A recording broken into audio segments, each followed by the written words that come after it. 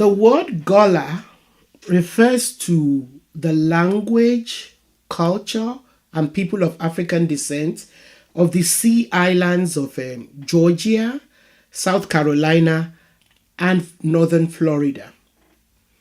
Today, the Gullah people are descendants of former enslaved Africans with the most remarkable connection to the rich African cultures from which their ancestors were stolen. The Gullah people, unlike anywhere else in North America, have managed to hold on to the traditions that their ancestors brought from Africa. How did this happen? Welcome to the Sankofa Pan-African series. Please support us through Patreon or by buying me coffee so we can continue to bring you this series. Subscribe and turn on your notification buttons so you know when we have new episodes. Of course, share our videos with all your contacts.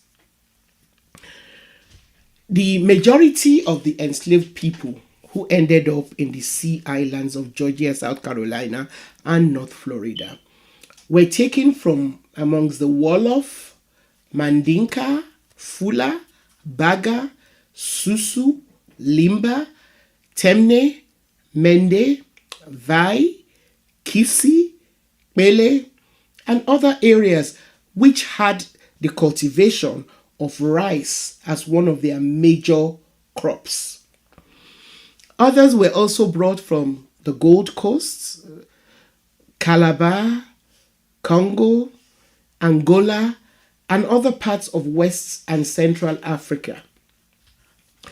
As such, some of the infamous last places that encaptured Africans saw at the beginning of their enforced transatlantic voyage were Ouidah, Lagos, Aneho or Little Popo, Grand Popo, Agoi, Jakin, Port Novo, Badagry, Buns Island, Elmina Castle in present-day Ghana, and others depending on where they were captured. Well, for those of them who ended up in the present-day United States of America, at least for the majority of them, the first site of their landing place was somewhere in the islands around South Carolina, Georgia, and North Florida. To them, the landing ports in these places represent the equivalent of the Ellis Island, with the exception that the Europeans who landed on Ellis Island chose to go to America, unlike the Africans who were captured and torn away from their motherland. Some slaves were also brought in to the area where the Gullah people are presently found as a result of the little studied movement of slaves from the Caribbean to the Sea Islands. This is important to note in any study of the Gullah culture, which is a rich mixture of cultural retentions that came with the enslaved people directly from Africa, as well as the rich way in which their culture has been influenced by cultures that went first to the Caribbean and from there to the Sea Islands. As I explained earlier, Gullah refers to the language and cultures of people of African descent in the Sea Islands. They are also sometimes called Gullah Geechee people. Some scholars believe the word Gullah comes from Gola, which they say might be the name of one of the places that some of the enslaved people were taken in Africa. The word Geechee, which is often added to Gullah to describe them, is said to come from the name of the Ogeechee watershed in the Osaba Island, an important location to the Gullah people. The Osaba Island was initially set aside for Creek natives by English colonists, but soon became a plantation with enslaved laborers. And by the early 1800s, it was a highly profitable Sea Island cotton plantation. After emancipation, some of the freed people from this plantation left Osabo to join other Gullah communities. The area in which the Gullah people found themselves was unique in the sense that the Sea Islands consist of several low flat islands in close proximity to the South Carolina and Georgia coasts. While they were ideal for farming, they were also malaria infested. This made it difficult for the white colonists to stay there. So they set up absentee plantations instead. They did this believing that the enslaved people, being African, could better survive malaria, having been exposed to it in Africa. In essence, what this meant, though, was that the number of the white colonists and plantation owners remained small, while the number of Africans there continued to increase. Also, because of their knowledge of rice culture back in their homeland, the Africans were set up to work relatively independently in the southeastern coastal area to produce rice, a commodity which they very quickly turned into huge profits for the slave owners, so much so that it was known as South Carolina gold. The coastal isolation of the islands also allowed the continued importation of Africans who continued to be sold to the Sea Island coast even after the official end of slave trade and up until as late as 1858. By the 19th century, the number of enslaved black people inhabiting the islands had grown to over 90% of the entire population there. So this allowed the Africans to retain most of their culture. It also made them develop their own language, which is quite unique to them. The existence of Gullah as a language is because Africans from various language groups were brought together in the relatively isolated areas, and without a language in common, they evolved a new language. The language which they developed was made up of some words which they brought from their various language groups mixed with some English words. However, unlike some other Creole languages, the Gullah language, especially a version of it that is known as Deep Gullah, is quite distinct from any language spoken anywhere else in the world. According to Lorenzo Turner, an African American linguist, in his book Africanisms in the Gullah Dialect, the Gullah language consists of identifiable words from Wolof, Mandinka, Bambara, Fulani, Mende, Fanti, Edo, Hausa, Igbo, Yoruba, and many other Bantu languages. When the U.S. Civil War began in 1861, the Union blockaded Confederate shipping, which made white plantation owners, who were mostly already absentee owners anyway, to abandon their plantations. By the time the Union soldiers arrived in the Sea Islands, They found the Gullah people who were eager for their freedom were also ready to defend the lands which their owners had abandoned. Many Gullah people were some of the earliest to volunteer for the Union Army, and they served with distinction. The Sea Island were one of the first places in the South where slaves were freed. After the Civil War ended, the Gullah's isolation from the outside world increased in some respects. A series of hurricanes devastated the crops in the 1890s, and the rice planters on the mainland who had chosen to stay on the mainland gradually abandoned their plantations and stayed away from the area because of labor issues and the damage done by the hurricane to their crops. However, free blacks were unwilling to continue working for plantation owners in the dangerous and disease-ridden rice fields. So, left alone in remote rural areas of the low country, the Gullah continued to practice their traditional cultures with little influence from the outside world well into the 20th century.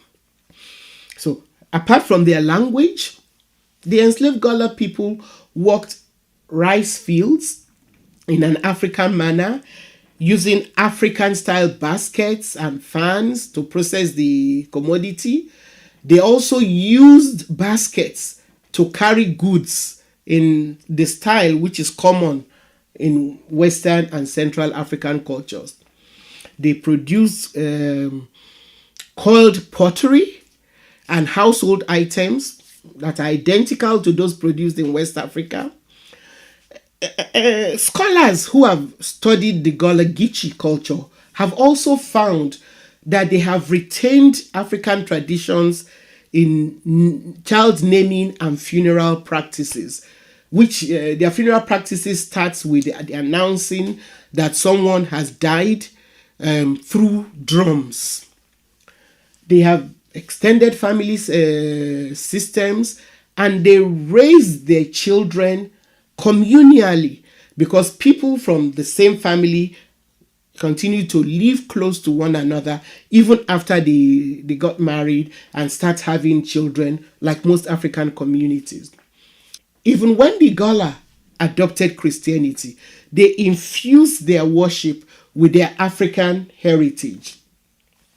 The ring shout, which is one of their spiritual practices, has been traced to Central and Western Africa.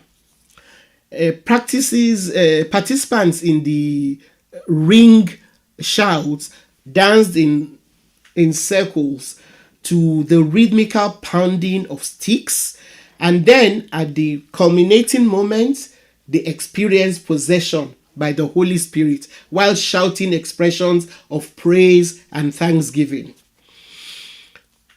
This is something I'm sure that familiar to most Africans because they're similar to traditional worship systems. The Gullah retained a rich collection of animal fables with such trickster characters like Brer Rabbit, Brer Fox, Brer Bear, and Brer Snake. The animals in their stories usually have distinct human personalities. Now, this form of storytelling, which has also been retained in most Caribbean cultures, are typical of Anansi and the tortoise stories found in West Africa. A quick word here about a website that we have created for you to access Afrocentric stories, nursery rhymes, African history, and biographies of great Africans and other Afrocentric resources for children. So parents and early childhood educators can access them at nanadaycare.org. We created nanadaycare.org so that our children can learn about the wealth of their heritage from a very early age. Back to the Gullah Geechee culture. The Gullah Geechee have many retentions from Africa, like the wide range of artworks and artifacts in distinguishably African styles that can still be seen in museums in South Carolina and Georgia, such as the wooden mortar and pestles, clay pots, calabash containers, baskets, palm leaf brooms, drums, hand woven cotton cloth dyed with indigo, and so many others. In modern times, the Gullah Geechee have continued their carving tradition in the form of walking sticks, beautifully decorated walking sticks, quilts organized in strips like African cloth, and finely crafted baskets. The Gullah diet is still also based to some extent on rice, reflecting the rice coast origins of many of their ancestors. Examples of their traditional dishes are rice and greens and rice and okra, similar to Sierra Leone's plazas and rice and okra soup. The Gullah also make red rice, which is often served with a gumbo containing okra, fish, tomatoes, and hot peppers. The red rice is, of course, very similar to the popular jollof rice eaten all over West Africa. In some remote areas, the Gullahs eat a traditionally made boiled corn paste served in leaves similar to agidi, another West African meal. Some also eat a heavy porridge of wheat, which is like our fufu in Africa. Unfortunately, in spite of the fact that they were freed earlier than most, and also the fact that they owned most of the land on which they had been enslaved, the American system has so weaponized poverty against them that today the Gullah landscape is changing. Condos, golf courses, holiday resorts, predominantly owned by wealthy white investors, have replaced most Gullah communities. Most of these investors exploit loopholes in a system known as heirs property. The origin of the heirs property goes back to in Gullah history. As said earlier, the Africans quickly outnumbered white slave owners. As such, after emancipation, most Africans chose to remain on the land on which they had labored and toiled. Some of them took over the land which had been abandoned by plantation owners, and others were able to actually purchase the land. Over generations, the land was transferred from some family members to other relatives within the families. Now, one of the loopholes of this system of passing on land within communities is similar to what operates in some African communities where land is held communally. So while the heirs property also refers to land owned in common by all on the land, regardless of whether they live on the land, pay the taxes, or have never set foot on the land, historically, heirs property owners were either routinely denied access to pay for legal services. Sometimes they simply did not understand how the legal system worked. As a result, large parcels of land passed down through the generations of Gullah people without written wills were also not probated within the legally stipulated periods. So this has made it easy for corporations, sometimes colluding with members of the community to acquire the land cheaply. Thanks for watching. Please support us through Patreon and by buying me coffee so we can continue to bring you the series. Subscribe and turn on your notification buttons if you have not. Don't forget to share our videos with all your contacts, and please keep those comments coming.